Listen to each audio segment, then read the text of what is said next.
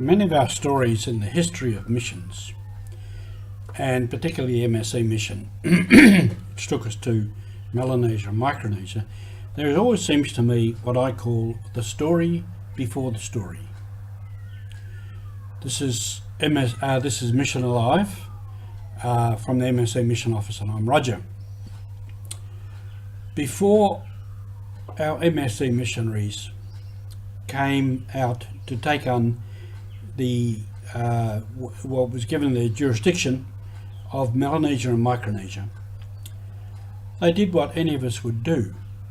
You find out about the area, you study it, and there were things to study. For example, Bishop John Carney, who was the first bishop of Rockhampton, this area of so-called New Guinea was in his jurisdiction. So he did a study, he did an exploration, went to Rome with a paper saying possibility of starting the Catholic Church in New Guinea. Now our men would have read that for sure. It was available to them, and Carney and Father Jouet in Rome were dealing with the same Cardinal Cipriani.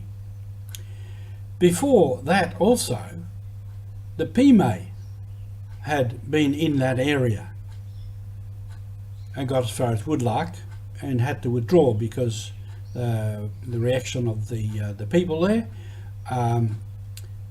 and also they were overextended and the difficulty of supply lines. After them, the Marists came and they penetrated quite a way into New Britain. They too had to withdraw. This is often a problem with the missions. They become overextended, they have difficulty of supply lines, sickness, death, hunger, and often the violent reaction of the native people to these presents. So there would have been much available to read about and to find out about before our men even set foot on ship. Then there was a long story of them actually getting there. That story is in the early chapters of The Mustard Seed, which I've shown you before and which is online. And I was just rereading it today to refresh my memory of this history. So it can be a bit complex. So they had to get a ship. They got a ship to what is now Indonesia, which would have been at that stage Dutch East Indies.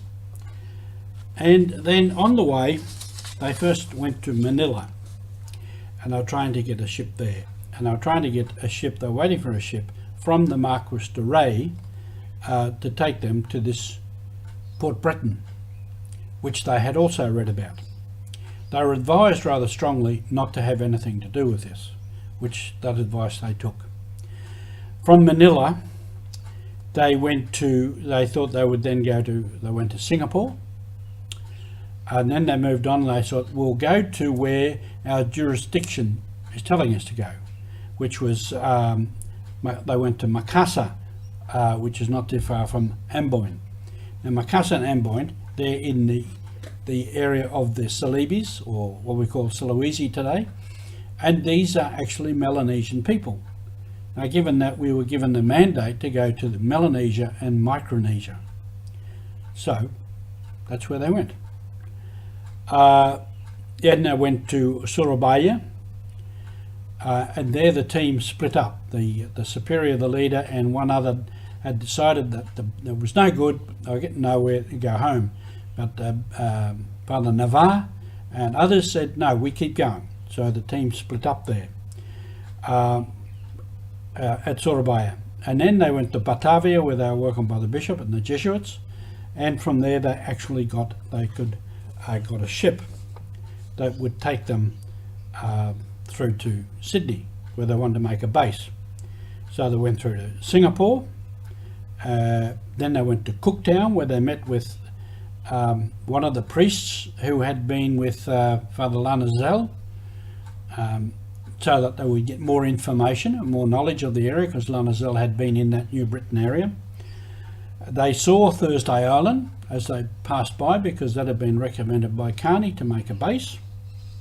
And finally they got to Sydney, where the Cardinal offered them a parish, which they took, Botany, then later Randwick, and then finally they got to Port Britain. And after that, it's another story that might be tomorrow. Thank you for being with us on Mission.